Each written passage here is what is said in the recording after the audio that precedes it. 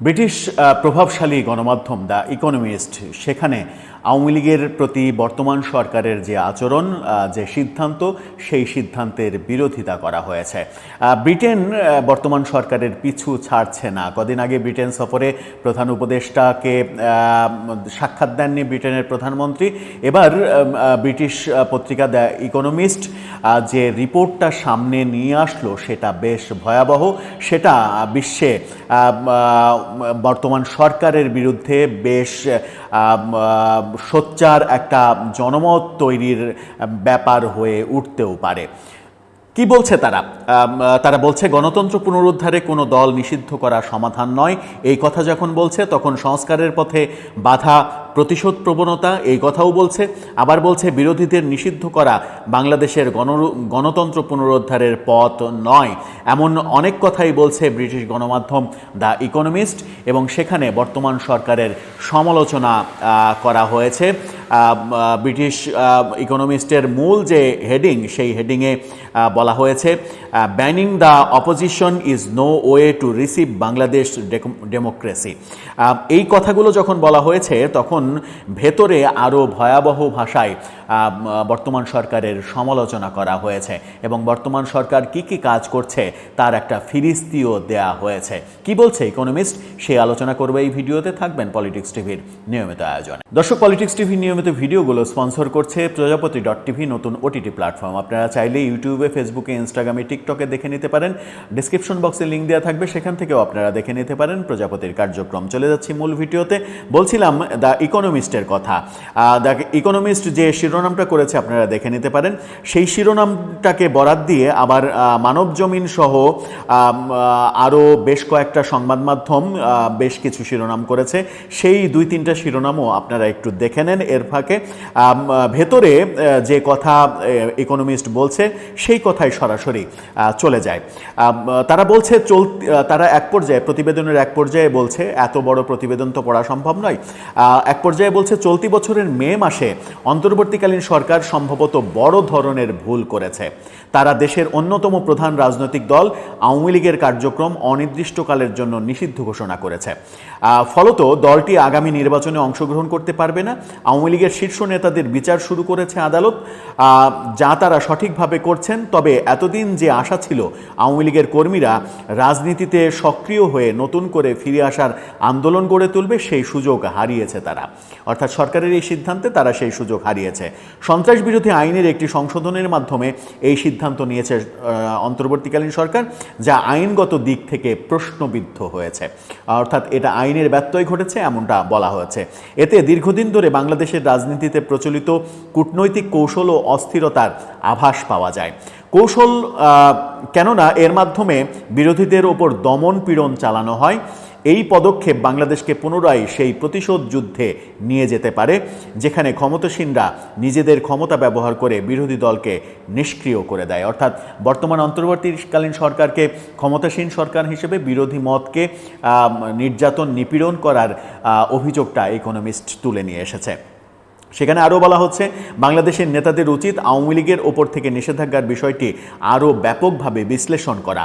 অনেকেই হয়তো এই ধারণার সঙ্গে একমত হবেন না, তবে দেশের সবথেকে পুরনো এই দলের সবাই নৈতিকভাবে কলঙ্কিত নয়, যেটা সবাই বলছেন যে আওয়ামী লীগের কিছু মানুষ হয়তো দোষ করেছে।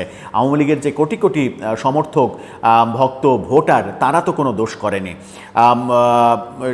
আওয়ামী লীগ এখনও ব্যাপক সমর্থন পায়, বিশেষ করে সংখ্যালঘু সম্প্রদায়ের মধ্যে। দীর্ঘ বছর ধরে বিতর্কিত অবৈধ নির্বাচনের অভিজ্ঞতার পর এই ভোটাররাও নিজেদের পছন্দের প্রার্থীকে বা দলকে ভোট দেওয়ার অধিকার রাখে। অর্থাৎ আওয়ামী লীগের যারা ভোটার তারা নিজেদের পছন্দের প্রার্থীকে ভোট দেওয়ার অধিকার রাখে, যে অধিকার বর্তমান সরকার হরণ করেছে, কেড়ে নিয়েছে, এমন অভিযোগ করা হয়েছে। আওয়ামী লীগ স্বাধীন প্রচারণা চালালেও হয়তো জয়ী হবে না। আগামী নির্বাচনের কথা বলা হচ্ছে যে আওয়ামী লীগকে যদি স্বাধীনও করে দেওয়া হয়, তারা প্রচারণাও যদি চালায়, তাও হয়তো আগামী নির্বাচনে জয়ী হবে না।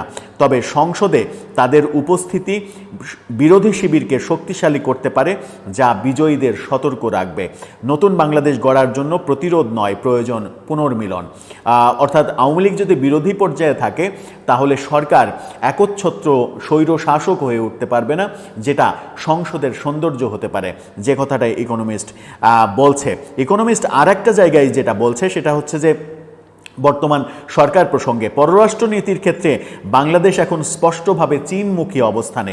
এর পেছনে রয়েছে বিনিয়োগ, বাণিজ্য, সস্তায় অস্ত্রের আমদানি। এই কূটনৈতিক কৌশল যুক্তরাষ্ট্রের সঙ্গে সম্পর্কে ঝুঁকির মধ্যে ফেলেছে।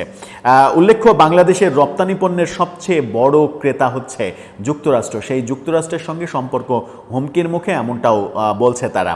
এদিকে চীনের দিকে ঝোঁকার পাশাপাশি পাকিস্তানের সঙ্গে ঘনিষ্ঠতা বাড়ানোয় দিল্লি ও ঢাকার উপরে নাখোশ।